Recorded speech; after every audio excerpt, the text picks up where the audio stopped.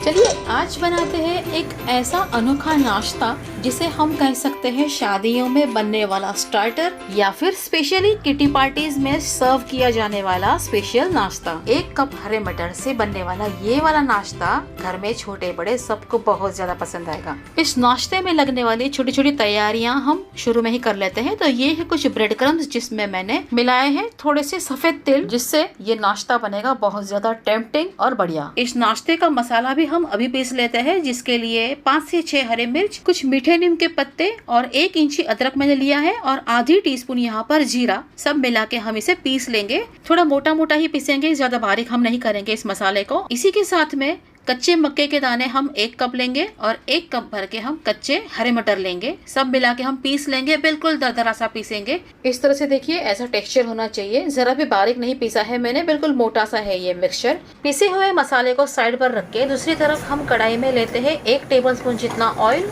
और उसमें थोड़ी सी राई और जीरा। राई की चटकते ही हम इसमें ऐड कर देंगे थोड़ी सी हींग, मिक्स कर लेंगे और इसमें डाल देंगे सारा मसाला जो हमने पीसा था और धीमी आंच पर इस मसाले को हम कढ़ाई में चलाते रहेंगे अगले लगभग 1 से 1.5 मिनट तक। ज्यादा हमें इसे नहीं पकाना, थोड़ा सा कच्चा पक्का ही रखेंगे हम इस मसाले को। और अब इसमें मिक्स करते हैं कुछ जरूरी मसाले, जिसमें सबसे पहले आधी छोटी चम्मच मैंने हल्दी पाउडर ऐड किया है, थोड़ा सा लाल मिर्च पाउडर, स्वाद अनुसार नमक, 1 टीस्पून धनिया पाउडर मैं इसमें ऐड कर रही हूँ, आधी छोटी चम्मच काले मिर्च का पाउडर, 1 टीस्पून भर के चीनी में इसमें मिला रही हूँ, 2 छोटी चम्मच भर के आमचूर पाउडर हम इसमें मिलाएंगे। मूंगफली को अच्छे से भूनकर उसे पीस कर 1 टेबलस्पून भर के मैंने मिलाया है और 1 टेबलस्पून भर के नारियल का बुरादा भी मैंने ऐड कर दिया। आप सूखे नारियल को कीस कर भी इसमें डाल सकते हो। 1 उबला हुआ आलू मैंने इसमें मैश करके ऐड किया है, जिसकी क्लिप रिकॉर्ड होते हुए स्किप हो गई, मतलब मे भी कुछ रीजन से कैमरा शायद ऑफ हो गया था और वो क्लिप शूट ही नहीं हो पाई। लेकिन कम से कम 1 उबला हुआ आलू इसमें मिलाना जरूरी है। इससे क्या होगा ना, इस मिक्सचर को अच्छा सा बाइंडिंग मिलेगा। तो देखिए मिक्सचर तो अपना रेडी है और अभी इस मिक्सचर में से ऐसे छोटे छोटे बॉल्स हम बनाकर साइड पर रखेंगे। और आप अगर चाहो तो इसमें ड्राई फ्रूट्स भी मिला सकते हो, जो ऑप्शनल है। तो मैं इसमें मिला रही हूँ काली किशमिश और काजू, छोटे छोटे कट करके मैंने इसमें मिलाए हैं। सब अच्छे से मिक्स कर देंगे और इस मिश्रण को हम अभी साइड पर रख देते हैं, ठंडा होने देते हैं। 4 बड़े बड़े उबले हुए आलू मैंने और लिए हैं, जिसे हम ग्रेट कर लेंगे अच्छे से। और इस बात का ध्यान रहे कि इसमें आलू के लम्प्स नहीं रहने चाहिए, अगर लम्प्स हैं तो उन्हें मिटाकर आप इसमें मिक्स कर सकते हो। आलू के साथ में हम मिक्स करेंगे 1 टेबलस्पून भर के चावल का आटा और 1 टेबलस्पून भर के ब्रेड क्रम्स को मैंने ऐड किया है इसमें। 1 टीस्पून नमक भी हम इसमें ऐड कर देंगे और सब अच्छी तरह से मिक्स करके हम इसका बनाएंगे डो। ये जो डो है इस नाश्ते का बनेगा बाहर की साइड का कवरिंग, और अंदर का स्टफिंग का जो मसाला है वो तो हमने बनाकर ऑलरेडी रेडी करके रखा हुआ है। बहुत ज्यादा टेस्टी बनता है ये नाश्ता और बाहर से देखकर ही किसी को भी घर में है ना, देखकर ही खाने का मन कर जाएगा। तो आलू और चावल के आटे का जो डो है बिल्कुल रेडी है। थोड़ा सा हाथों को ऑयल लगाकर इसे हम इकट्ठा करके रख देंगे, ज्यादा गूंथने की इसे जरूरत नहीं है, बस कवर करके रेस्ट करने के लिए रख देते हैं। और दूसरी तरफ हम बना लेते हैं एक स्लरी। तो मैंने यहाँ पर लिया है 1 टेबलस्पून कॉर्नफ्लोर और उसमें मिलाएंगे थोड़ा सा मैदा और थोड़ा सा नमक। ये सब मिलाकर हम बनाएंगे एक स्लरी।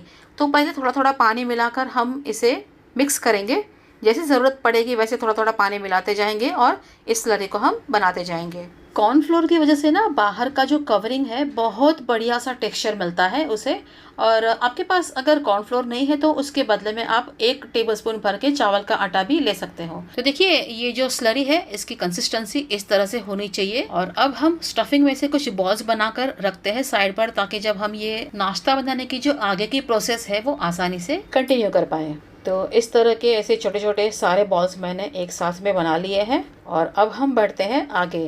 तो जो हमने कवर करके रखा हुआ था जो आलू का और चावल के आटे का डो, उसमें से हम बनाएंगे अब छोटे छोटे बॉल्स और उसके अंदर जो स्टफिंग वाले बॉल्स हमने बनाए वो स्टफ करके हमें फ्राई करना है। डो में से इस तरह से छोटे छोटे पार्ट्स हम लेंगे, हल्के हाथों से मसलते जाएंगे और जैसे हम पूड़ियाँ चकले पर बेलते हैं वैसे हम इसे हाथ में ही हमें इसे फैलाते जाना है और ऐसे फ्लैट करते जाएंगे। और स्टफिंग का एक बॉल इसमें रखकर इसे हम अच्छी तरह से कवर करेंगे।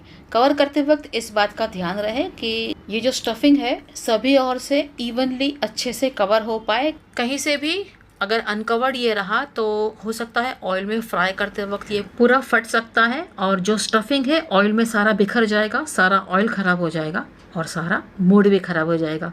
तो इसलिए इसे कवर करते वक्त बिल्कुल केयरफुली हमें कवर करना है, कोई जल्दबाजी हम नहीं करेंगे। और देखिए इस तरह से, और एक मैं आपको बता रही हूँ कैसे हमें ये कवर करना है। जो स्टफिंग है उसे नीचे की तरफ हम पुश करते जाएंगे और जो कवर है उसे बाहर की तरफ हम गोल गोल घुमाते हुए ऊपर की ओर खींचते जाएंगे।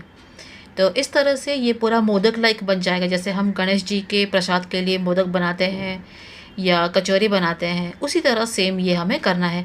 बस फ़र्क ये है कि इसका जो आउटर कवरिंग है वो आलू का बना हुआ रहता है, थोड़ा सा स्मूथ और सॉफ्ट सा रहता है, इसीलिए थोड़ा सा हमें केयरफुली बनाना होगा। तो देखिए कहीं से भी ये अनकवर्ड नहीं है, पूरा अच्छे से कवर हो चुका है। और अब हम इसी तरह से स्टफ़ किए हुए सारे बॉल्स बना देंगे और ये सारे बॉल्स हमें डुबोने हैं एक एक करके इस स्लरी में जो हमने बनाई थी कॉर्नफ्लोर और मैदे के साथ। और ये है ब्रेड क्रम्स जिसमें मैंने मिलाए हैं थोड़े से तिल, जिससे मिलेगा सुंदर सा प्यारा सा टेक्सचर। बिल्कुल टेम्पटिंग सा बनने वाला है ये नाश्ता। तो चलिए स्टार्ट करते हैं बनाना। एक एक बॉल हम इसमें डुबोते जाएंगे स्लरी में। स्पून की हेल्प से ये जो बॉल है हम स्लरी में से धीरे से केयरफुली बाहर निकालेंगे। बहुत आराम से ये प्रोसेस करना है, वरना कभी कभी क्या होता है स्पून की वजह से ये जो बॉल है ना स्लरी में ही फट सकता है और सारा मटेरियल अपना वेस्ट हो सकता है। तो इसलिए आराम से ये प्रोसेस करनी है और इसे अच्छे से इवनली कवर करेंगे हम ब्रेड क्रम्स से। तो देखिए सभी जगह पर अच्छे से ब्रेड क्रम्स लग जाने चाहिए और हल्के हाथों से इसे हम टैप करेंगे ताकि जो ब्रेड क्रम्स है स्लरी को सभी जगह से अच्छे से चिपक जाए। तो सारे बॉल्स को स्लरी में डुबोकर ब्रेड क्रम्स से कवर कर दिया है मैंने, और कहीं कुछ कवर करना रह गया हो तो इस तरह से सारे बॉल्स मैंने लास्ट में डाल दिए बचे हुए ब्रेड क्रम्स में ही। तो चलिए अब करते हैं फ्राई।